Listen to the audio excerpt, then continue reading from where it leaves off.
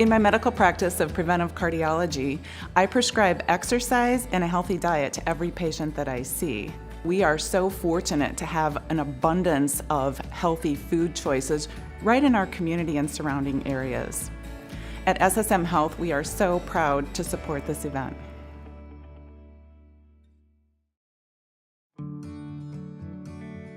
My name is Jim Huisheeres.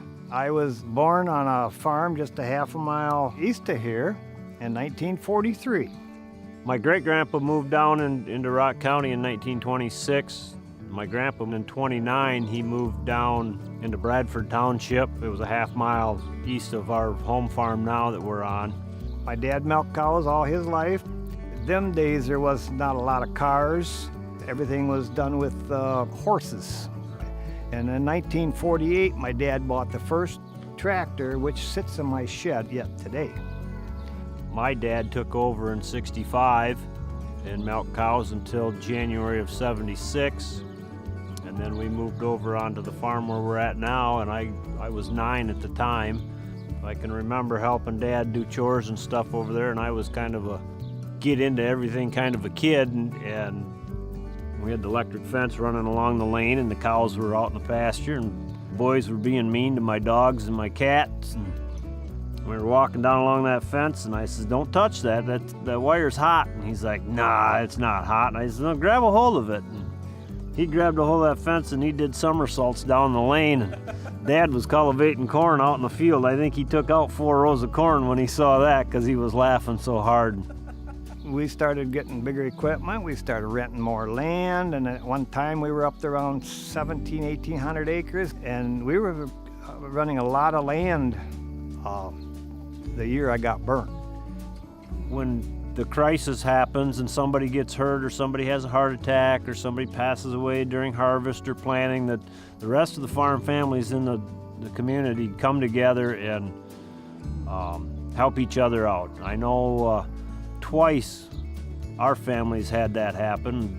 In '88, my dad had a heart attack at 44 years old, and it was right through harvest. And my uncle and a couple other neighbors gathered the crew up, and they had a half dozen or dozen combines and all the trucks and everything. They came in, and I think they picked about 400 or 500 acres of corn in one day.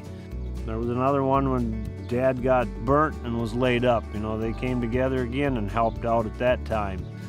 And when we got done, all of the wives and families all got together in the shop, and we sat down and had a big meal afterwards. Being a rural community, you always help one another. It was just something that you did. Beef cattle is our primary. We've got 60 cows right now. Trying to cut back just a little bit and make them better quality and less quantity. I try to get rolling by 6 in the morning or a little after. When we're in the fields and it's go time, then you get up earlier and get rolling and you work long hours. And there's nights that this past spring, there were nights we ran till 10:30 at night. One night I was on a roll and we were getting late putting beans in. We run till midnight, 1 o'clock. There's struggles, but it's Mother Nature most of the time, and you never know what hand you're gonna get dealt. In the 90s, some of the land that we had rented was sold off, and we had to make a choice on what we were gonna do. And at that time, I went to town and worked for 20 years, and Dad continued to farm, and then I helped him with it. Dan was working at the forge, Okay. and he had a lot of stress down there at the forge, and he would come home, and some nights it was sometimes a little tight. And then he called me one morning, and he says, "Dad, I retired from the forge. I'm done with it." I couldn't believe it. Then after that, when I got to work with him again for 3 or 4 days, and I went home one night and I said to my wife, I said, "You know what? I got my son back again. It's a family again." That's the way I feel, and I just feel real proud that I can get this farm signed over into his name. I just like being in the outdoors. You know, it's the getting up and going out in the morning and do chores, and at the end of the day, having that feel of accomplishment that you've done something during the day and you've accomplished something good. And now I'm back on the farm and gonna buy Dad out and take things over here and continue to farm, and my son is gonna be involved with it, and hopefully my grandson.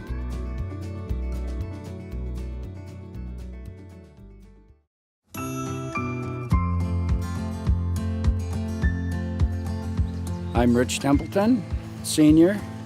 My grandparents immigrated here through Canada and into the United States from Scotland in the very early 1900s. And Grandpa Templeton, Peter Sr., loved his horses. He loved going to horse shows and got so well known in the horse business that he judged horse shows in the East. He judged at the Chicago International Livestock Exposition and went to it many, many times. I can remember when I got old enough, there was just 3 horses left here at the farm. Early 50s would be when my dad sold the last team, and by that time there were tractors. This farm has evolved from horse and buggy days to close to 150 cows, and we grow probably 1,000 acres or a little more of crops. We milk 3 times a day, so it's 4 in the morning, noon, and 7 at night. Whatever comes up during the day, whether we're doing crops or maintenance or just general taking care of cattle, things are going here from 4 in the morning till 10:30 at night.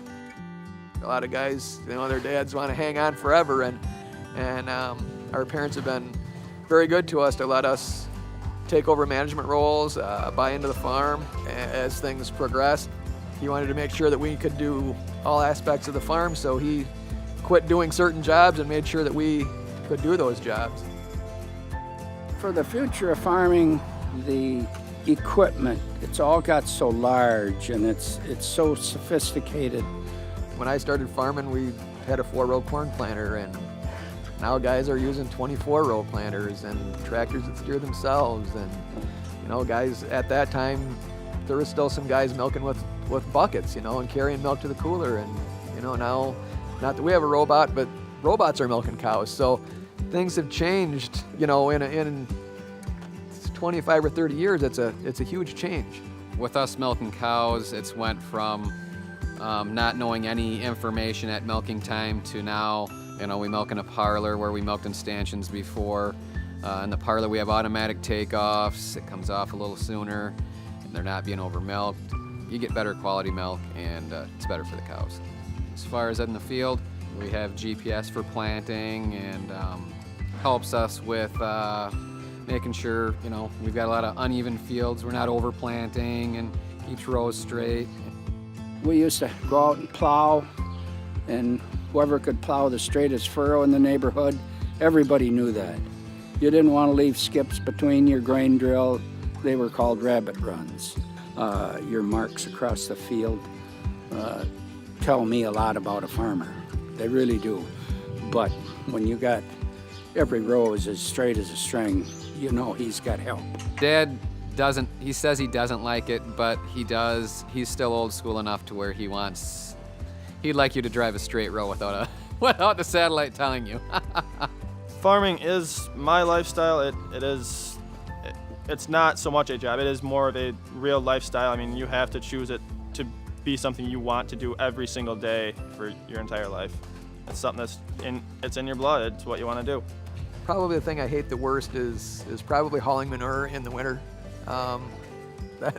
That's an everyday job, whether it's cattle, there's stuff to clean up afterwards. Building a woven wire fence or picking rocks, they both were about the same quality of work as far as I was concerned. Didn't like either one of them, but we had quite a few rocks to pick, and we had quite a lot of fence to keep up. I get to be outside and I get to work with the cows, and that's my main thing. I love working with the cows. My dad and uncle have been very gracious to allow me to make more of the decisions on what bulls we buy. I loved breeding for very good cows. So that's been a very rewarding thing for me to get to breed a cow, watch her have her calf, and watch that calf grow up into a producing cow. It's a very good feeling to watch that happen. Being a farmer, you get to reap the, they say reap the harvest, and it's a very rewarding feeling to put that crop in the ground and in the fall get it out. It's been a great life. We've had our hardships, like everyone does, and struggles, but it's been a very, very good life. There's generations of people, and it doesn't matter which portion of the county you're in, that there's strong family farms that those people hand those farms down, and those people have strong ties. It's everything we strive for here is so that our next generation, can continue, and that's the same throughout the county. And I think it's a really important part that I don't think it's going to go away.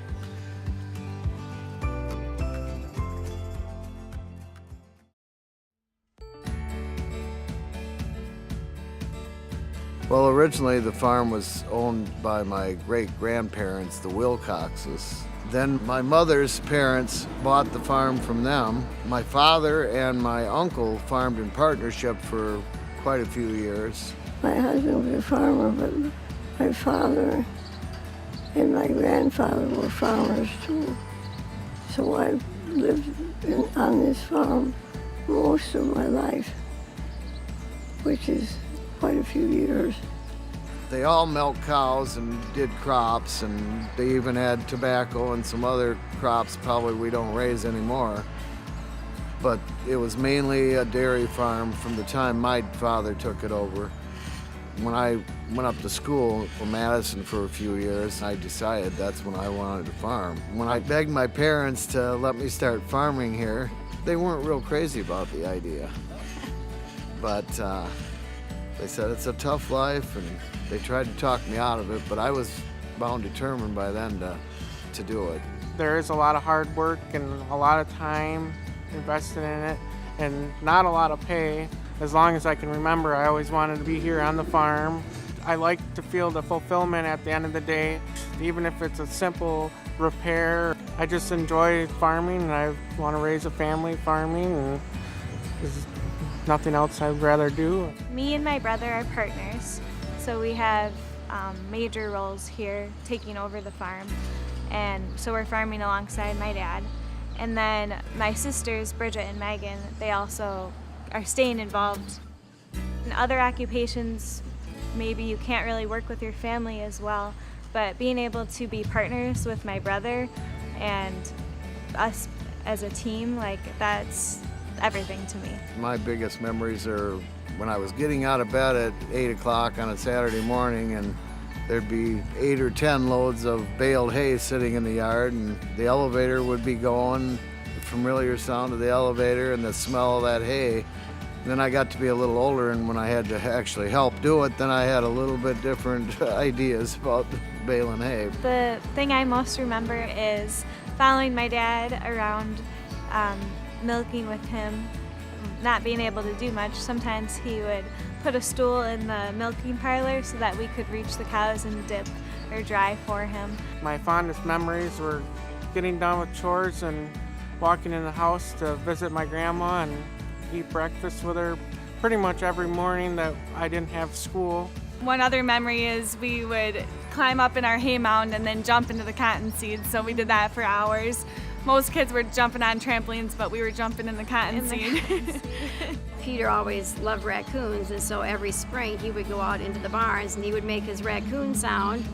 And lo and behold, there was always a baby raccoon that has lost its mother, so we would bring the raccoon into our home, and first we would feed it with an eyedropper, and then eventually it went to a bottle, and it would just hold the bottle and drink out of it, and they were just the coolest pets.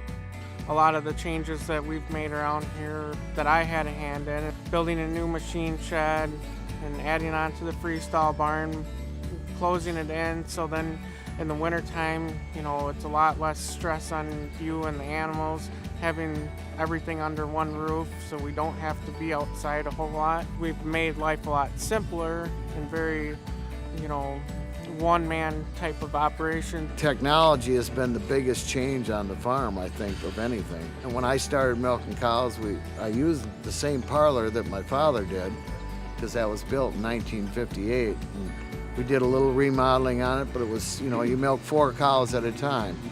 Now we milk 12 cows that come in the parlor and 12 units to put on, but they have automatic takeoffs and digital readout on the amount of milk that they give. As far as our farm, I don't think we'll expand too much. We don't really have the room for it or anything. But it's not always about quantity, it's about quality. So I guess just keeping up with the times, because you have to stay up with the technology to be able to keep going on. I feel so proud to be grown up on a farm. I think that it helped our work ethic, and it's helped us get jobs and get involved in the community and just kind of put ourselves out there in situations we wouldn't maybe have had the opportunity to if we didn't grow up on a farm. I like the independence and not having a boss. I guess that's why I like farming the most. I can do what I want when I want, even though I'm have to do certain things at a certain time. You get them done and then you can do what you want. In a farm, everything is for the cows. It doesn't make any difference what you want to do. It's what the cows need, that's important. I just really enjoy the hands-on things. I love doing field work and getting the barns cleaned out and hauling manure and feeling that accomplishment that you're actually physically seeing something get done. I couldn't imagine growing up in the city and not being able to help out and have our chores on the farm. Someday we hope to just have the farm to be able to grow our families, and if we all have kids someday, to be able to bring them here and give them the life that we had as children.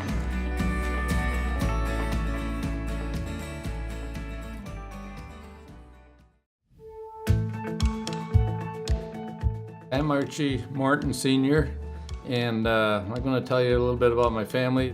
We're a 6th generation farm here in LaPrairie Township. Well, when I was a young boy, we milked 10 cows by hand. But at that time, 10 cows was probably an average, 10 or 15 cows was an average herd back in the 40s, early 40s. I built onto the barn in 1969. I went from 24 cows to 60 cows. And in 1976, my barn caught on fire and I lost 60 cows in the barn fire that died. And that put me out of the dairy business right there. So I started hauling cattle just as a hobby. Well, it added up in a few years. We had 5 trucks running, so it ended up more than just a hobby. But with the trucking and the farming, we were pretty busy for a few years. I'm John C. Morton. I raise corn and soybeans. When you used to work the soil a lot, you'd get a big rain and you'd see soil run down to the creek and be gone. We have gone to no-till farming. We wait until conditions are dry enough and right and go out in last year's residue and plant this year's crop. That's a very big thing with us. We're pretty proud of the conservation that we're doing on the farm and saving the soil and hopefully making it better for the next generation. My name is Alex Morton. I'm a local farmer in Rock County here. I went to college in Milwaukee for 4 years because I thought at the time I'd like to study business. Well, probably around year 2 or 3, I'd realized that that wasn't actually that important to me. I'd missed the farm. I certainly value my education, and I got a good education, but I think I would have been better served to stay here those 4 years. And if I could do anything over again, it would have been just to embrace farming sooner. One of my earliest memories on the farm is I can remember riding in the wagon when we were picking corn behind the mounted picker on the tractor. And those were the same wagons we used for baling hay. We would come fall, put some 2-foot sides around the edge of the wagon. Of course, now we use combines and everything is shelled on the farm. When I was in high school, I didn't take gym. I had to come home and milk cows. So I had my gym class at home. One of my earliest memories is riding in the cattle truck, especially with my grandpa. And we'd go pick up dairy cattle, especially bull calves. And as I got older, that was my job, is to pick up the calves and load them into the trailer. He certainly could have handled it. I know that now. But at the time, he'd call me his helper and say, "Oh, you're a lot of help." And looking back, I certainly appreciate that. My dad was a horse dealer, and he never wanted a tractor. So it was 1951 before we had our first tractor. And I think I was probably 16 years old, and I think probably he thought he better get a tractor, otherwise I wouldn't be sticking around very long. I can remember the first time I got to drive tractor by myself was on a International 460. That kind of sparked an interest. I've been farming ever since, more and more, and eventually we started farming on our own after I got married. I told my wife that at some point we'd have to buy our own tractor, and I told her that I kind of wanted my dad's Farm All H that my grandpa had bought new in 1951. I was kind of hoping that could be my first tractor. Well, I didn't think anything more of it, and later, or a few weeks later, my wife went over and talked to my dad about it, and he sold her my grandpa's tractor for $15, wrote her up a bill of sale. So it turned out that my grandpa's first tractor was my first tractor. Frankly, I'd like to farm to continue my family's legacy. It might be a quiet one, but it's one we're awfully proud of. Well, I liked being out in the open where there's nobody close by and you got more privacy, and I think it's a good place to raise a family. I think farming has a huge impact on Rock County.